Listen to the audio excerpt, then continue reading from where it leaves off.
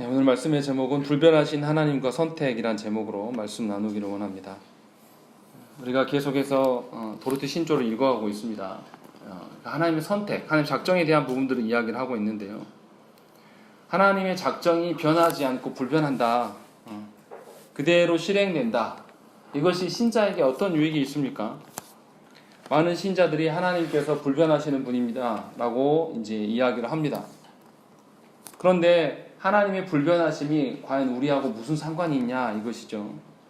그러니까 하나님의 불변하심이 우리의 위로와 우리의 어떤 그 안전함의 근거가 되어야 되는데 이것을 연결시키기가 참 어렵다는 것입니다. 왜 그렇겠습니까? 우리가 하나님의 어떠하심을 우리 가운데 적용한 기억들이 별로 없고 경험이 없기 때문에 그런 것이고, 물론 하나님께서 열어주실 때 가능한 것이죠. 오늘 우리가 읽은 시편 102편에 보면 시인이 그 자신의 처지가 어떠함을 먼저 이야기를 하고, 그리고 하나님의 어떠하심을 이야기함으로 그가 소망을 갖고 있는 그런 모습들을 볼 수가 있습니다. 그러니까 1절부터 11절까지는 하나님께 자신의 처지를 이야기를 하는데 그 처지가 매우 극심한 상황이에요. 그런데 놀랍게도 12절부터 보면 그의 태도가 완전히 달라지는 것을 볼 수가 있습니다. 이제 어떻게 그럴 수 있는가, 그 이야기를 하고 있는 것입니다. 먼저 우리가 그 시인이 어떤 상황이 있는지를 이제 보셔야 돼요.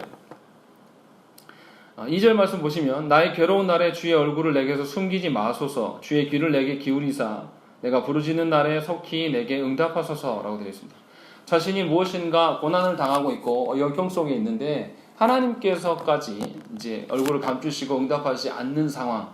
그러니까 시인의 입장에서는 자신의 어려움이 하나님으로부터 인한 것인지 아니면 다른 요인인 것인지 좀 헷갈리고, 그런데 하나님께서도 응답하시지 않는 이런 상황 속에서 고통스러워하고 있습니다. 그래서 자신의 고난의 해결보다 하나님의 얼굴을 보여주시기를, 자신이 어떤 처지에 있는가를 하나님이 아신다라면 백성의 그 고통을 외면하시지 않는 하나님을 잘 알기에 하나님께 고백하고 있는 것이죠. 그러니까 이 사람은 지금 일생을 살아가는데 일상에서도 언제나 자신의 의존처가 하나님임을 확인할 수가 있어요. 그래서 1절과 2절에 계속해서 뭐냐면 하나님을 부르짖고 하나님 얼굴 보기를 원하는 것이 드러나는 것이죠. 그리고 이제 이 사람의 고난의 정도가 어느 정도인지 3절부터 12절까지 나타납니다. 그런데 뭐라고 하냐면 내 날이 연기같이 소멸하면 내 뼈가 숯같이 탔음이니이다. 이들이 얼마나 그 고난이 극심한지, 고난이 무엇인지를 알 수 없으나 그가 뼈까지 다 타버릴 정도로 힘든 지경에 놓여있다라고 이야기를 하고 있고, 4절의 말씀 보시면 내가 음식 먹기도 잊었으므로 내 마음이 풀같이 시들고 말라버렸사오며 라고 되어 있는 것이죠. 그러니까 이 사람이 식음을 전폐한 상황, 먹을 수가 없는 거예요.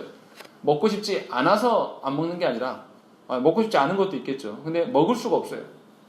그럴 상황에, 그러니까 식음을 전폐하고 있는 그런 상황인 것이고, 또 그 사람이 어떻습니까? 5절에 보시면 나의 탄식 소리로 말미암아 나의 살이 뼈에 붙었나이다. 이것을 우리가 피골이 상접하다, 우리가 이렇게 표현하죠. 이런 상황 가운데 놓여 있는 것이에요. 그런데 자신의 그 내적 상황만 이야기하는 것이 아니라 외적인 상황이 6절부터 계속 나옵니다. 나는 광야의 올빼미 같고 황폐한 곳에 부엉이같이 되었다. 이게 무슨 말입니까? 광야는 어떤 것이죠? 사람이 없는 곳이에요. 죽음의 땅을 광야라고 이야기합니다. 그러니까 죽음 앞에 놓여 있는데 올빼미처럼 되어 있는 거죠. 그러니까 아무도 없고 홀로 서 있는 거예요. 그러니까 죽음 앞에 자신을 같이 동행해 줄 친구도 없고 뭔가 손길 내밀고 아무것도 없는 그런 상황을 이렇게 표현한 것입니다. 또 7절에 보시면 내가 밤을 새우니 지붕 위에 외로운 참새 같으니이다. 그러니까 밤이 온다는 건 뭡니까? 빛이 사라진 죽음의 상태를 말하는 것이죠. 죽음 가운데 내가 놓여 있는데 나 홀로 있다. 정말 괴롭다라는 이야기를 이제 하고 있는 것입니다. 그리고 8절도 보면 내 원수들이 종일 나를 비방하며 내게 대항하여 미칠 듯이 날뛰는 자들이 나를 가리켜 맹세하나이다. 나는 죄를 양식같이 먹으며 나는 눈물 섞인 물을 마셨나이다 라는 것이죠. 계속 울고 있기 때문에, 고통 중에 있기 때문에 그가 물을 마셔도 눈물을 먹을 수밖에 없다라는 이런 이야기예요. 그리고 원수들로 말미암아 둘러싸여서 아무런 도움의 손길을 볼 수 없는 그런 상황, 이런 상황 속에서 이제 놓여 있다는 것이죠. 그런데 시인이 놀라운 고백을 합니다. 10절 말씀 보시면 주의 분노와 진노로 말미암음이라 주께서 나를 들어서 던지셨나이다 라고 되어 있는 거죠. 자신이 고난됨의 그 원인이 어디 있냐? 바로 하나님께 버림받음이다 라고 이야기를 하고 있는 것이죠.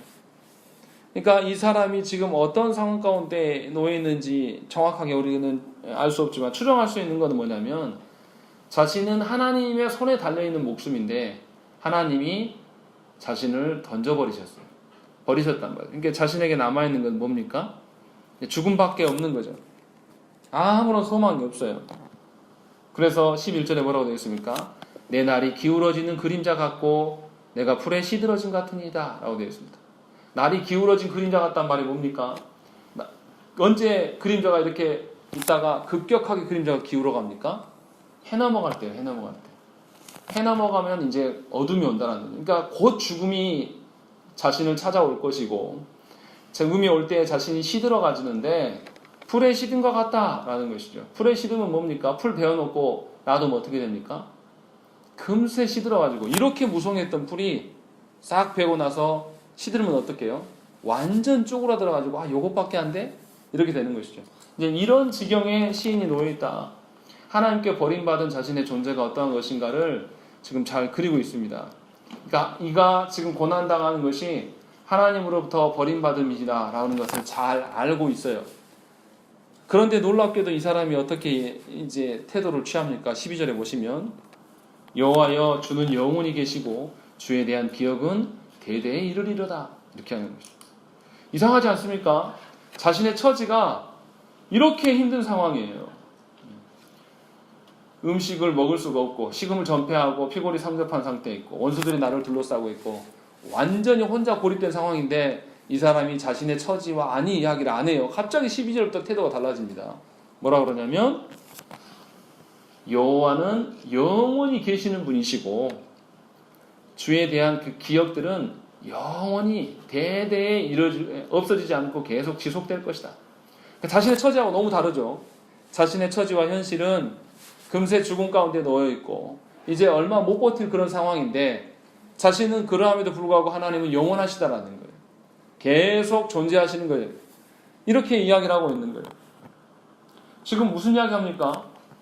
자신은 그렇게 초라해지고 찌그러 갈지라도 하나님을 향해서는 하나님의 크고 높으심과 하나님의 영원하심에 대한 찬양을 하고 있는 거예요. 그러니까 시인이 지금 어디를 바라보고 있는 겁니까? 자신의 삶의 현장을 바라보고 있지 않아요. 시인은 하나님의 하나님 되시는 그 현장을 바라보면서 하나님이 어떠한 분이신가를 상고하고 있어요. 언제 이 일을 하고 있는 것입니까? 고난 중에, 하나님으로부터 버림받은 그 중에 하나님을 기억해 떠오르는 거예요. 다시금 그 영원하신 하나님 앞에 서게 될 날을 소망하면서, 내가 지금 이러한 상황에 있을지라도 하나님이 나를 다시 찾으시면 나에게는 구원이 있고 하나님과의 그 교제함이 얼마나 아름다웠던 거, 그때를 생각하면서 다시 그때를 회상해내는 거예요. 그러므로 말미암아서 자신의 이 고난 가운데 있었던 것을 이겨낼 수 있는 힘을 얻게 되는 거예요. 그래서 시인이 12절부터 태도가 확 바뀌면서 자신의 어떠함을 이야기하는 게 아니라 하나님의 어떠하심을 계속 이야기를 하는 거예요. 그래서 13절에도 보면, 주께서 일어나사 시온을 긍휼히 여기시리니 지금은 그에게 은혜를 베푸실 때라, 정한 기간이 다가오니이다 라고 이야기하는 거죠. 하나님의 그 영원하심으로 우리 시온을 불쌍히 여기시고 긍휼히 여겨주셔달라고 하나님께 구하고 있는 것입니다. 그러니까 시인은 하나님의 그 영원하심과 변하지 않으심, 그것에서 자신의 소망을 찾고 자신의 안위를, 자신의 위로를 그곳에서 찾고 있다는 거예요.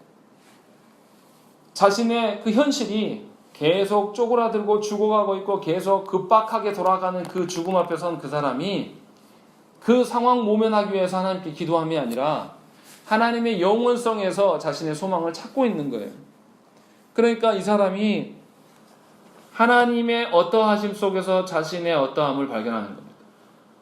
그러니까 자신의 소망의 근거가 자신이 행할 수 있는 자신의 힘에 있고, 아니면 자신의 어떤 능력 안에 있다든지, 아니면 자신이 발을 딛고 살아가고 있는 자신의 삶의 정황 가운데서 자신의 소망을 찾는 것이 아니라 하나님의 속성에서 그가 하나님을 찾고 있다는 것이죠.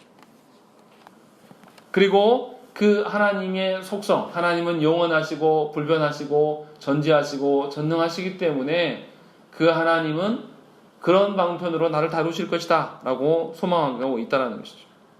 그러니까 자신의 처지에 근거한 것이 아니라 하나님의 속성에 근거하여서 자신의 현실을 이겨내고 있는 시인의 모습이 드러나는 것입니다. 그리고 14절에 뭐라고 되어 있습니까? 주의 종들이 시온의 돌들을 즐거워하며, 우리 성경에는 이렇게 번역이 되어 있는데 원어식으로 이야기하면 시온에서는 돌들이나 티끌까지도 하나님의 은혜를 누립니다. 그 이야기를 하고 있는 거죠. 그러니까 하나님이 계시는 그곳, 하나님의 그 성품을 발견할 수 있는 그 현장에서는 돌과 티끌까지도 은혜를 누리고 있지 않습니까? 그 은혜를 저에게도 허락하여 주십시오 라고 이야기를 하고 있는 것입니다. 그러니까 이 시인은 자신의 현실의 어떠함이 이걸로 끝나지 않는다. 분명하게 나는 언약 백성이고 하나님의 그 도우심 가운데 살아가는 자이기 때문에 변함없으신 그 하나님으로 말미암아 자신의 처지를 이겨낼 수 있다라고 이야기를 하고 있는 것입니다. 이게 엄청난 고백인 거죠. 우리가 오전에 보았던 말씀과는 정반대로 뒤집는 말씀이에요. 오전에 있는 이스라엘 백성들은 자신들이 이 예루살렘을 재건하고 하나님의 영광을 보겠노라고 돌아왔지만 그들의 현실이 녹록하지 않음을 보면서 하나님이 언제 우리를 사랑했습니까? 라고 항변했는데 도리어 이 사람은 극악의 상황에, 똑같은 극악의 상황이죠. 그런데 그 극악의 상황에서 자신의 위로와 자신의 그 소망, 구원의 어떠함이 모두 다 하나님께 있음, 하나님의 속성이 있음을 그가 발견해내고 있다는 것입니다. 그리고 23절부터 무슨 이야기 합니까? 우리 23절부터 25절 말씀 읽겠습니다. 합독하시겠습니다. 23절부터 25절 말씀입니다. 읽겠습니다. 시작. 그가 내 힘을 주도에 쇠약하게 하시며 내 날을 짧게 하셨도다. 나의 발이 나의 하나님이여 나의 중년에 나를 데려가지 마옵소서. 주의 연대는 대대에 무궁하니이다. 주께서 옛적에 땅의 기초를 놓으셨사오며 하늘도 주의 손으로 지으신 바니이다. 예, 시인이 뭐라고 이야기를 하냐면 자신은 쇠약하고 짧은 존재다. 그런데 나는 주와 연대하며 대대에 이르고 싶다라고 이야기를 하는 것입니다. 그러니까 자신의 어떠함을 봐서는 자신은 지속 가능한 존재가 아니에요. 그런데 주와 연대돼서 하나 되어 갈 때에 하나님의 그 영원하심은 계속될 거라는 거죠. 그것을 믿으면서 자신이 주의 백성되게 주님과 함께 하나 되어 살아갈 수 있도록 허용해달라라고 요청하고 있는 것입니다.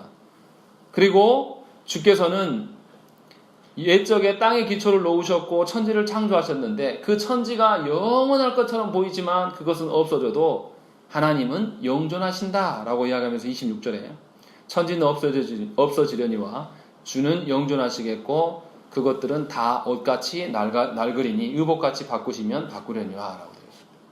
그러면서 주는 한결같으십니다 라고 이야기하는 것이죠.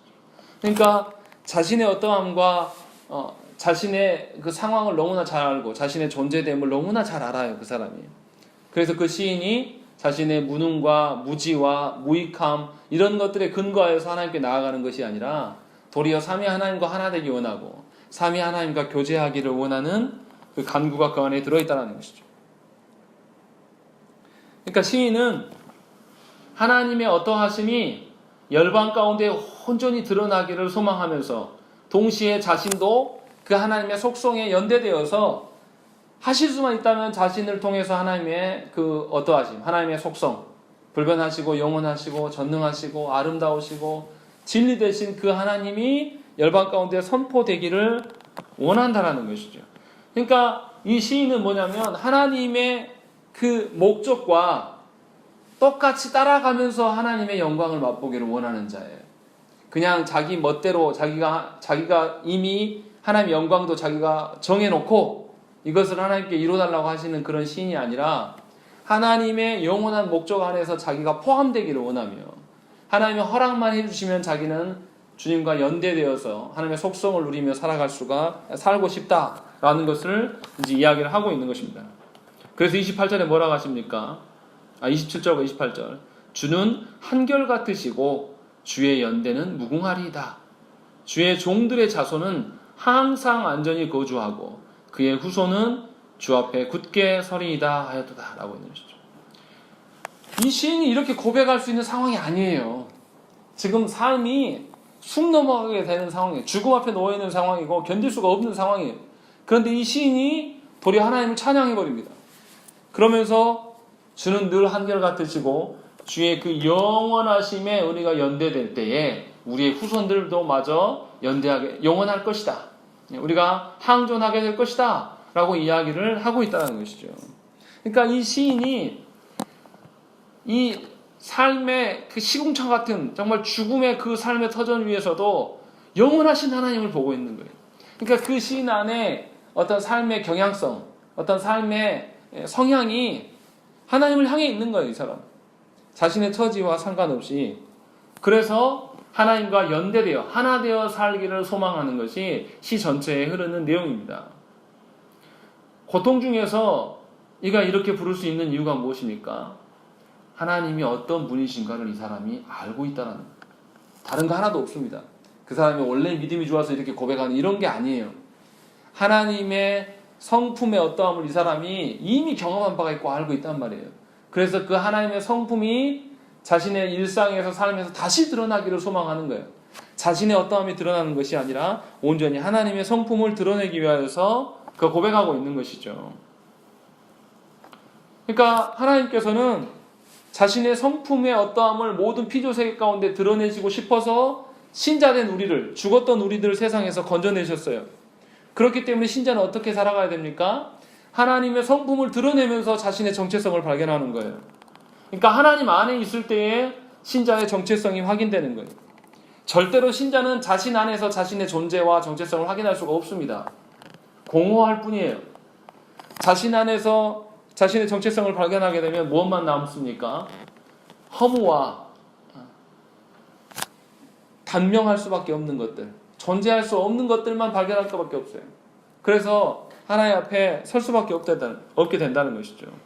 그러니까 신자의 삶은 하나님의 어떠하심과 직결되는 삶이에요. 하나님의 성품의 어떠하심과 직결된 삶이 신자의 삶이란 말이에요.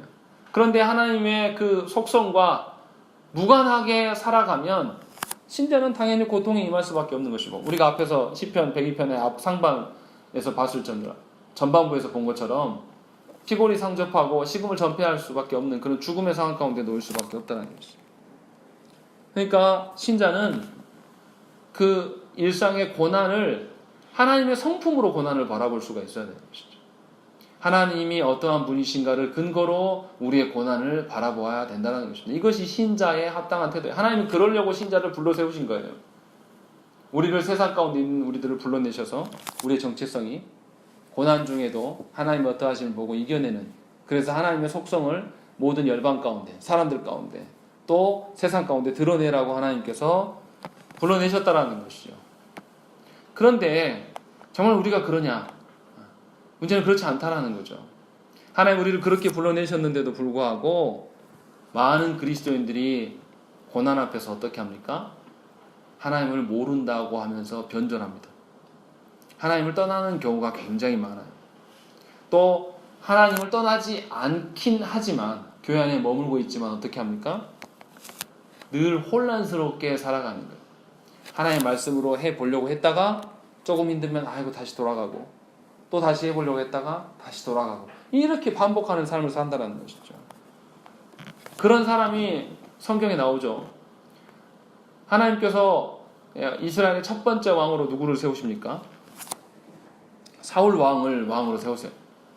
근데 사울 왕을 세우시고 하나님께서 분명히 그 왕직을 수행할 수 있도록 하나님이 은사도 주십니다. 그래서 뭔가 늠름한 모습을 드러내요. 그런데 사울 왕이 시간이 가면 갈수록 어떻게 합니까? 하나님 말씀에 순종하지 않아요. 하나님 말씀대로 왕직을 수행하지 않습니다. 그래서 결국 어떻게 합니까? 사무엘 선지자가 하나님께서 당신을 버리셨습니다 라는 것들을 선언까지 해줍니다. 그때라도 돌아와야 될 거 아닙니까? 돌이키지 않는 것이죠. 그러니까 사울이 뭔가 선택받았지만 본인이 순종하지 않아서 버림받은 것인가요? 사실 그것이 아닙니다. 원래부터 선택받지 못했을 가능성이 굉장히 높아요. 물론 하나님만이 아시죠.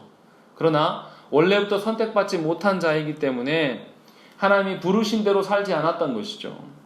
그러니까 사울이 비록 왕으로 부름을 받고 그 왕직을 수행할 수 있도록 하나님께서 은사를 주셨을지는 모르지만 구원에 합당한 선택을 받았다고 말하기는 어렵다라는 것입니다.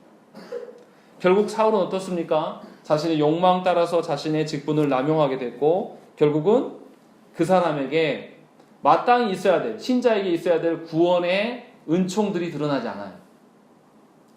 그가 왕이었고 왕이 있었기 때문에 어떤 왕의 그 권세나 능력들이나 이런 거는 있었어요. 그런데 이것들이 있다고 해서 하나님의 택한 백성이 그게 아니라는 거죠. 전에 우리가 앞서서 이야기했잖아요. 하나님의 선택한 백성에게 뭐가 반드시 드러난다? 하나님의 구원의 은혜의 은덕들이, 은총들이 드러나요. 성령 하나님께서 내주하셔서 우리 말씀을 깨닫게 하시고 우리의 무익함과 우리의 그 무능을 보게 하셔서 온전히 삼위 하나님만을 쫓고 구하고자 하는 그런 마음들, 우리 안에 원래 없었던 것들이 드러나게 되는 거예요. 이게 구원에 주시는 나타나는 반응들이에요. 근데 사울은 이게 안 드러나는 것이죠.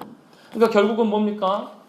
사울이 처음부터 하나님께 선택받지 못했을 가능성이 굉장히 높은 것이고 그가 어떻게 됩니까? 사울이 결국은 비참한 죽음을 맞으면서 이제 끝나는 것이죠. 그의 생애가. 이렇게 생각하시면 안 돼요. 사울이 순종하지 않았기 때문에 버림받은 것이다. 이렇게 말씀하시면 우리는 알미니안이랑 생각이 똑같다라는 것이죠. 하나님이 선택했는데 어떻게 되는 것이죠? 이탈하는 것이 나타나는 거예요. 오늘 그 5, 6, 5, 6번째 보시면 그렇게 되어 있지 않습니까? 구원에 이르는 모든 선택이 불변하는 것은 아니다. 택함받은 사람 중 어떤 사람들은 멸망할 수 있다. 이것이 알미니안들의 생각이에요.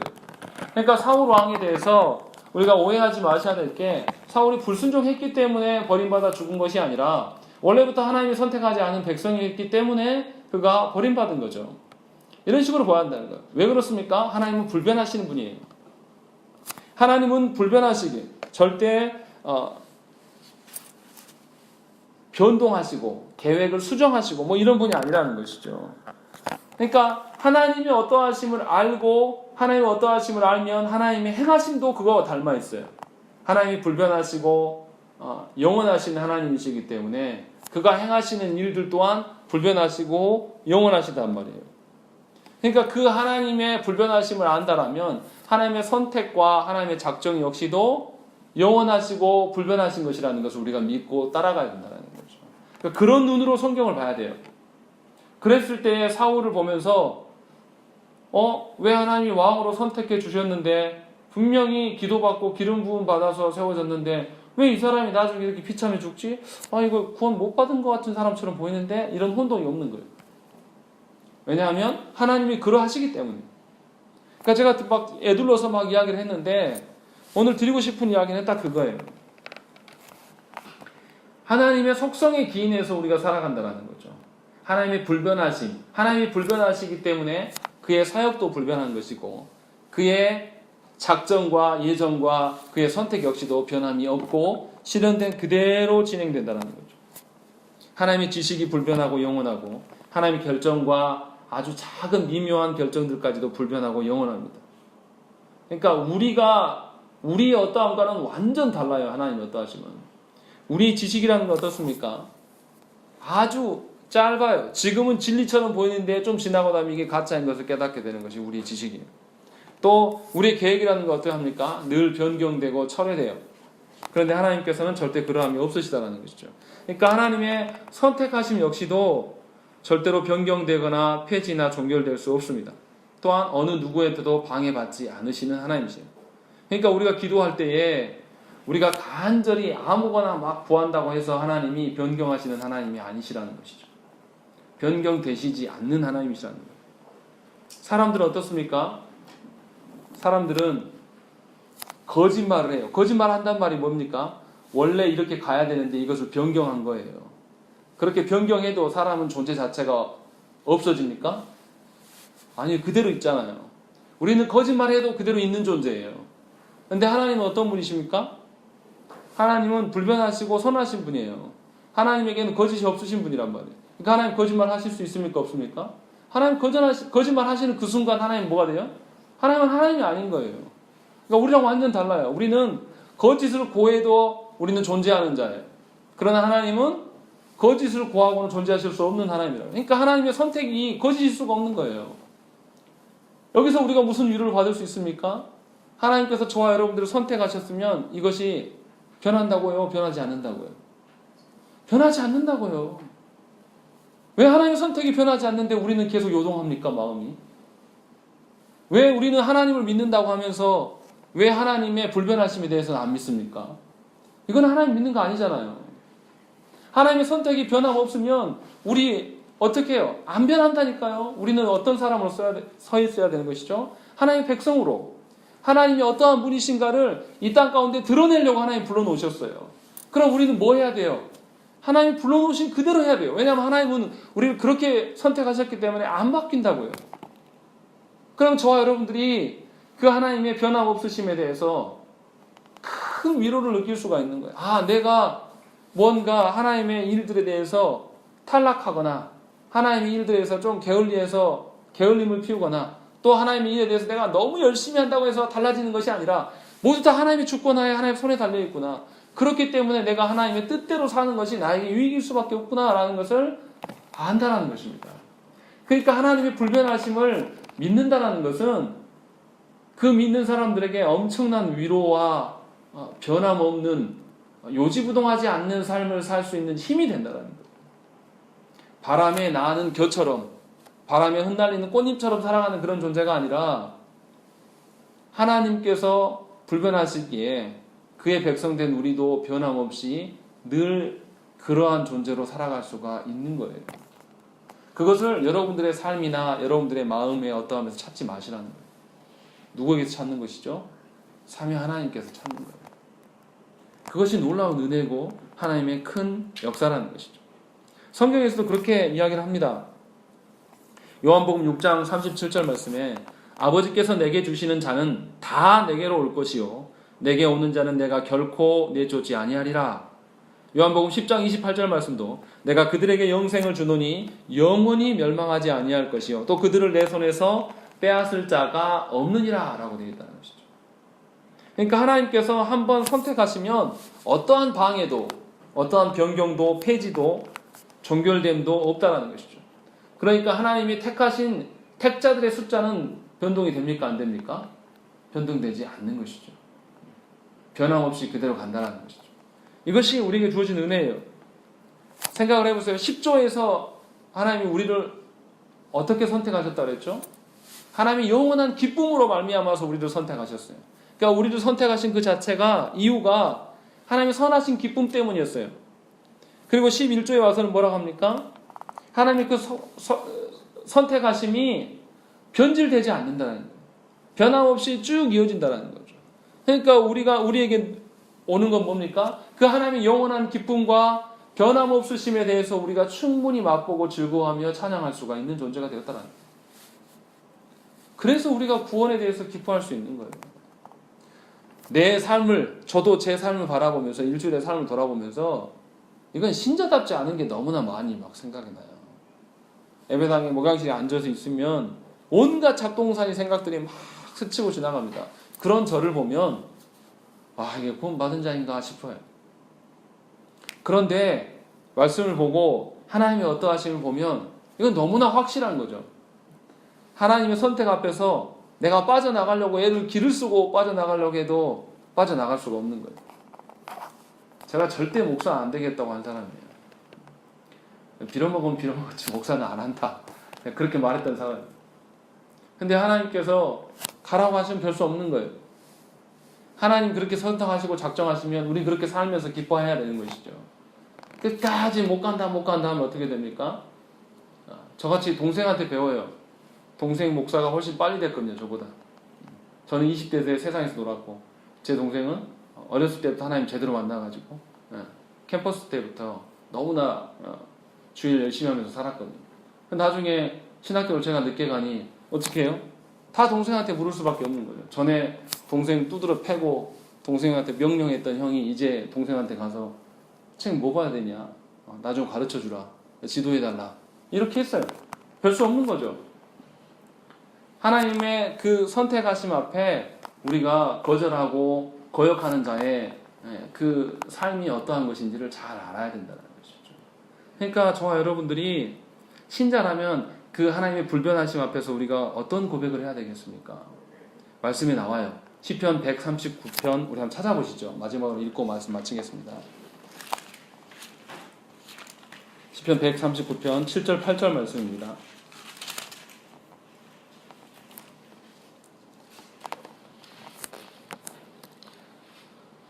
7절부터 10절 말씀 그냥 함께 읽겠습니다. 함께 합독합니다. 시작. 내가 주의 영을 떠나 어디로 가며 주의 앞에서 어디로 피하리이까? 내가 하늘에 올라갈지라도 거기 계시며 수월에 내 자리를 펼지라도 거기 계시니이다. 내가 새벽 날개를 치며 바다 끝에 가서 거주할지라도 거기서도 주의 손이 나를 인도하시며 주의 오른손이 나를 붙드시리이다. 아멘. 이러한 고백이 여러분의 일상 가운데 늘 있기를 간절히 축원합니다. 우리 함께 기도하겠습니다.